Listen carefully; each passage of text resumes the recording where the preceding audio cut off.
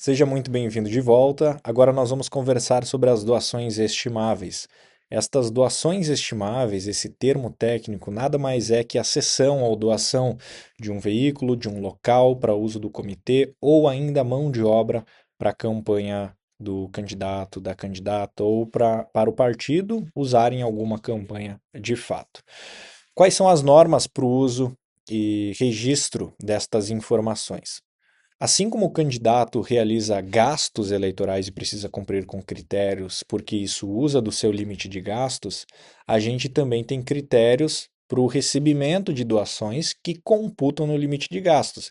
Então, uma doação estimável nada mais é que eu, Guilherme, ao invés de contratar um militante, por exemplo, e pagar R$ 1.000, esse militante doa o serviço para a campanha, cumprindo os critérios de doação, mas usando do limite de gastos, onde eu estipulo que esse serviço doado por ele né, é o valor de R$ 1.000, ocupa o valor de R$ 1.000, e isso computa nos meus limites de gasto. Então, financeiramente, eu não estou gastando nada, mas eu estou computando nos limites, somando aos limites, para que eu também respeite a concorrência com o meu adversário no registro de despesas, para que eu não tenha muito mais fornecedores sem qualquer tipo de registro ou identificação em relação a ele que está pagando para ter aquilo. Então, a gente computa para entender se o candidato, numa hipótese, fosse pagar, se ele está respeitando os limites de teto de gasto. Basicamente, a doação estimável é doar algo, ceder temporariamente e registrar um valor estimável para ocupar dos limites de gastos. E para isso, nós temos uma série de validações. Quem pode doar? Então, por exemplo, o permissionário de serviço público não pode ceder um veículo ou sua mão de obra para a campanha.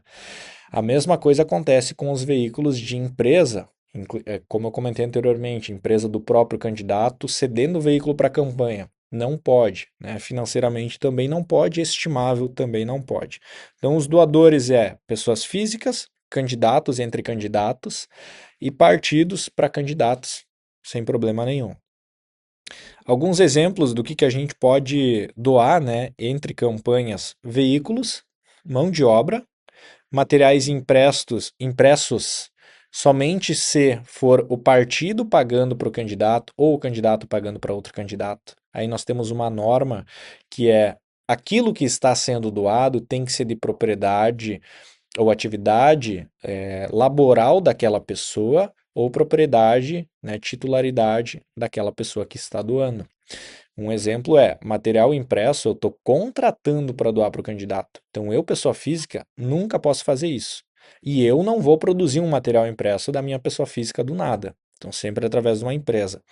Então, não pode. Agora, o meu veículo, eu fazer a doação para a campanha do candidato que eu quero, posso. Estou doando, ele está no meu nome. O veículo é da minha companheira, é da minha mãe.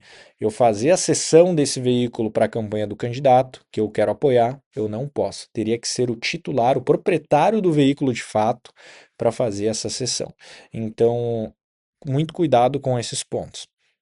Nós precisamos que alguns documentos sejam preenchidos para juntar na prestação de contas, para que haja o registro então dessa doação estimável. São eles um termo de cessão, que basicamente vai conter o que está sendo doado, cedido, o valor, o período dessa cessão, quem que é que está cedendo, CPF, nome completo, endereço. O valor estimado para aquela cessão é quase um contrato. Está nos materiais que a gente possui, nos modelos que a gente pode ceder para você.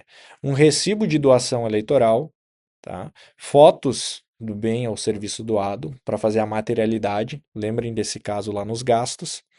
E caso for um bem, a gente tem que possuir um documento que comprove a propriedade. Então, no caso, eu estou cedendo o veículo para um candidato que eu quero, eu também vou entregar o CRLV do veículo que prove que eu sou o proprietário daquele veículo para ser juntado na prestação de contas.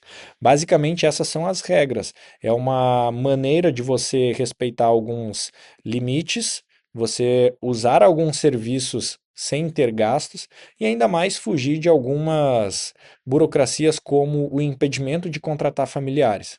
Você registra uma doação estimável do serviço laboral e não faz o pagamento. Então ele trabalha como um militante, um coordenador, e ocupa dos limites e faz os devidos registros na prestação de contas, que é um membro participante da campanha. Basicamente seriam essas as normas. Até um próximo treinamento.